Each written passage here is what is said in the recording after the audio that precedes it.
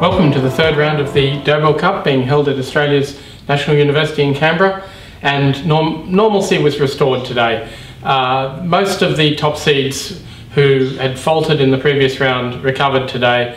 Zhou Weiqi, the Chinese second seed, he continued on his merry way. He's now on 3 out of 3. He had a very complicated game against Wallis.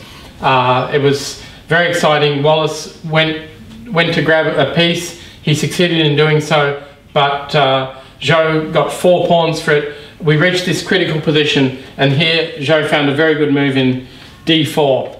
Now, here probably the only move is queen b3, but white played the obvious move queen f3, and after rook takes knight, queen takes knight here, the second seed missed a big hit. Here he could play rook takes g2 check, and after king takes c5, white either has to get mated or lose his queen. Instead, black played another active line with c5, but Wallis was up to the task. He took on c5, giving away his g2 pawn. Rook takes check, king moves, and he wasn't even worried after rook h2, because he played rook d1, rook e8, knight takes, rook takes. And here, just when a draw was going to be extremely likely after knight d6, white blundered, played rook takes d4, and after rook here, threatening mate, you have to play that. Check, the king has to go one way or the other.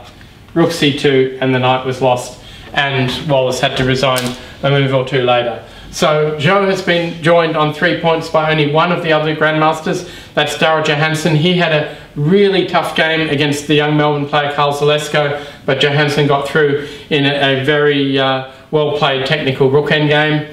There was also a difficult endgame for Anton Smirnov. For the first time he overcame Gary Lane, so Smirnov goes to 3 out of 3, the 14-year-old, and also we had one more player, James Morris from Melbourne, who showed such good form in the Australian Open in January. He's got to 3 out of 3. He beat the surprise packet from China, Yuan Yi. So those 4 are going to meet in the 4th round, which will take place in Canberra this evening. See you then.